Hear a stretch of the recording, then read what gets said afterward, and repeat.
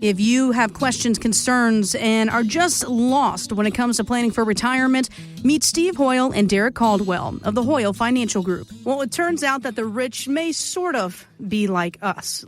Just follow me on this here, because Amazon founder Jeff Bezos, he recently made headlines when the billionaire moved from Washington state to Florida. You ask yourself why? The answer, taxes. First, Washington has a 7% capital gains tax, while Florida has none. So when Bezos sells, 50 million Amazon shares over the next year, as he probably will as a Florida resident, he'll be saving $610 million. Wow.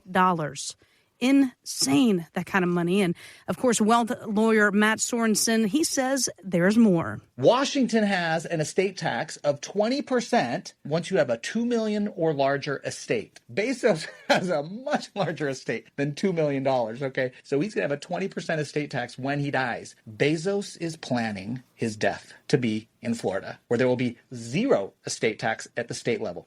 So here's the deal. We don't have money like Bezos, obviously, but a lot of us maybe have that concern of taxes. So we want to pick up and move to take advantage of these benefits. What does that mean when you just pick up and move for tax purposes, guys? That's definitely a big move there. But as you can see from his move there, it's netted him quite a bit of tax savings. And we see people do that.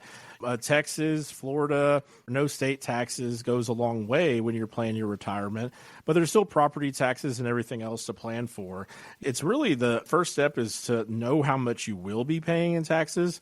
And the biggest thing that we see a lot of times that people forget is if you pass away, what's your spouse looking like, when it comes to paying taxes, or more importantly, too, your children when it comes to leaving your legacy. Because it doesn't matter to me if I'm here or dead. I do not want the state or federal government to get any more of my money than I have to give them anyway. And so proper planning goes a long way to put that in place, whether it's Roth conversions or just becoming more tax efficient. And, whether that's with withdrawals, how you take withdrawals, when you take them, all that stuff we look at because, I don't want to give away any of my money. I don't know about you, Steve. What do you think, man? You want to give away money? Of course not, Derek. I don't want to throw money away, but we have to be very efficient and, plan well. I mean, it's important. That's a great thing about not having a state tax at this point in Texas. But property taxes are crazy here. So there's a little bit of give and take you have to think about, Derek. Oh, absolutely. With property taxes continuing to go up, especially for the people under 65 years old, right? Right. We have to match that with our income and continue to make sure that we produce as much income as we can in portfolios to deal with that kind of inflationary environment. I would agree with that. And you talked about, this inflation environment, guys. I mean, I go to the grocery store, I think 2 or 3 times a week. It's exhausting. And the amount of money that I think I'm pouring into just normal groceries, nothing fancy. I mean, I'm nowhere close to retiring, obviously, but I feel like just now trying to tread water and stay above water, and I'm getting a paycheck every 2 weeks. I think I'm never going to get to that finish line. I think a lot of our listeners feel like that. Oh gosh, if taxes are going up, we got the Trump tax codes possibly ending. We got inflation all over the place. We got a market that's supposed to have the biggest market crash. I mean, things are kind of painted doom and gloom. So how do we get to a point to where with something as simple as taxes, we can keep more money in our pocket? Well, Jess, it's just simple. It's about having a plan, then working that plan and making sure with that plan that you've mitigated the risk. Unfortunately, sometimes that's what we get thrown, right, as planners there. And so when we do that, I strongly recommend you not do that and plan ahead because there are, traditionally the market's been where you keep up with inflation and everything, but you can't have all your eggs in one basket, right? And when we talk about inflation, just if you have $3,000 a month in expenses now, rest assured in 15 years or between 15 and 20 years, that $3,000 is going to be $6,000 a month. So, and that's just normal, regular inflationary environment. So we have to make sure that we have the ability to produce income, number one, but also have proper diversification inside our portfolios to keep up with inflation.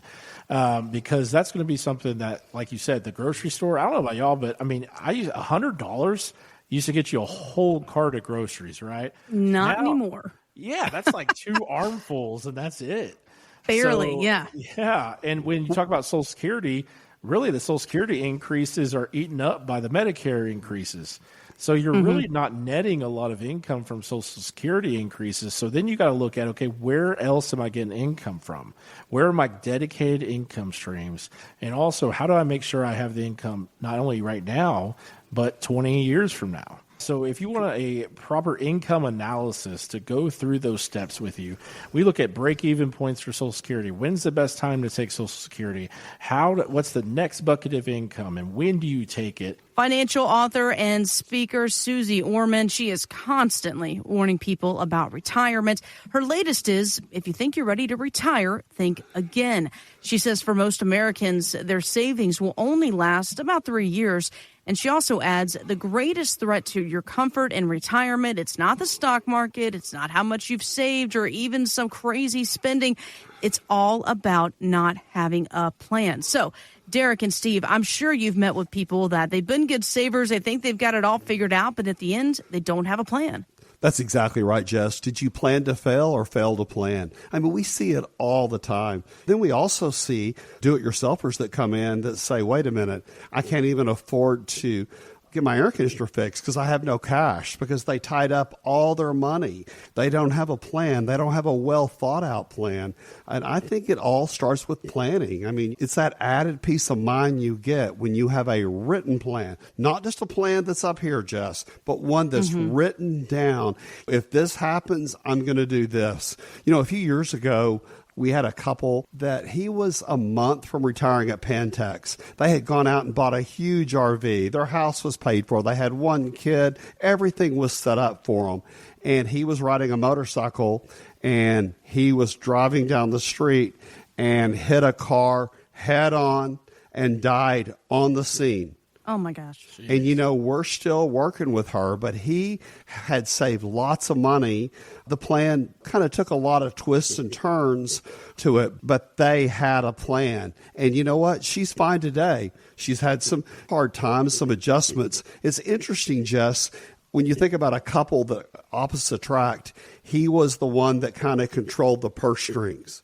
So when you have somebody not doing that, they're out buying fur coats or doing crazy things. And so we see that a lot, but she's had to make adjustments along the way, but they had planned so well. She's great today. So, you know, I just think things happen. And when you have that plan, you can make it. Derek, didn't you agree? Yeah, well, I mean, and that's one of the greatest things you could do for somebody in that kind of horrific situation is say, hey, remember, we've already talked through this. Right. You know, we've already ran analysis and done everything. We've put your portfolio together. In this case, she lost her husband. You're going to be okay.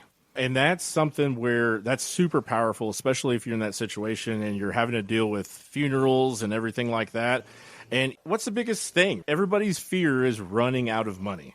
Plain and simple, right? And so without a clear goal and focus, what people do a lot of times is that they just start shoving away money. They don't know how much they need or what their income is going to be in retirement, what their expenses are. You know, and Steve, we talk about a lot of time about, you know, stress tests in people's portfolios. If you're concerned about a 2008 happening again, which let's be clear here, it will happen sometime in the next 30 years, guys. The market Or 30 will days, drop we on don't know you. which. Yeah. I mean, the market will have corrections and there will be recessions and things along the way, but there'll also be bull markets, things like that. But call me. Let's stress test your portfolio. If you want to see what your portfolio would do in a 2008 situation, we can do that for you. That's one of the things about making sure that your portfolio and your plan is sound. Steve, that I remember that lady coming in, and you know, it's part of our solution for them were annuities. And what they say at the start, like, oh no, my dad had an annuity, and he didn't like it, everything. But what they were describing, they wanted additional safety, they wanted higher growth potential, and they wanted an income plan that they could rely on. And I remember, Steve, because you're like, well, that's an annuity, ma'am. But Derek, people want all the attributes of an annuity, but they don't want an annuity. It's so crazy. And what people don't understand is 80% of the pensions out there are their company buy an annuity for them. I mean, that's what it is. So I mean, we can package it however we want to, but it's an annuity, and it's interesting. But this isn't your father or your grandfather's annuity, what we have today. We have caps where you can make up to 15% a year with no downside risk. Sign me up. It's just incredible how the landscape has changed out there. And I think when you couple a plan with a great strategy and then you have level-headed money usage, I think that's what really comes together and makes it successful. So many people want to talk about a plan. They don't want to be realistic. People come in and say, I haven't saved anything. They'll call our radio show and I want to talk about a plan. Well, I'm going to save 20% of what I make the next 5 years, but you haven't saved anything the past 5 years. It's not going to happen in a real world. And, Steve, you're exactly right. Putting a plan together is all about also being proactive, right? I mean, take it to any analogy you want. Tiger Woods didn't become Tiger Woods overnight, right? It took years and years and years of building that. Same thing with your retirement. It takes a while to kind of put a plan in motion and let the income build, and different tools and strategies that are going to help build that plan that's going to sustain you for the rest of your life. The number one fear is, of course, running out of money. And then, of course, when you transition in retirement, the next question is, well, wait a minute, how do I replace that paycheck that I've been used to getting every 2 weeks? Is there a way to create a paycheck in retirement? And correct me if I'm wrong, Derek and Steve, but an annuity could be a possible way to replace that paycheck. Yeah, absolutely. That's what actually Steve's been saying that for 30 years. You've been talking about that. So, but Derek, it's interesting is we have income strategies that the day you retire, if you get paid every 2 weeks or every month, we can make the EFT come the next 2 weeks and come every 2 weeks for the rest of your life and the rest of your spouse's life. And what I find for people is they work so long, they punch the clock so long, they become very habit driven. So we need to duplicate that. It needs to be comfortable. It needs to be intuitive. That's in that plan. It needs to be realistic most of all. Derek, I think the other reason why a lot of people don't retire is they don't have an emergency fund. They have a lot of money in savings, but they don't know how they're going to access it. When we help them figure that out, there's so many neat little ways we figured out.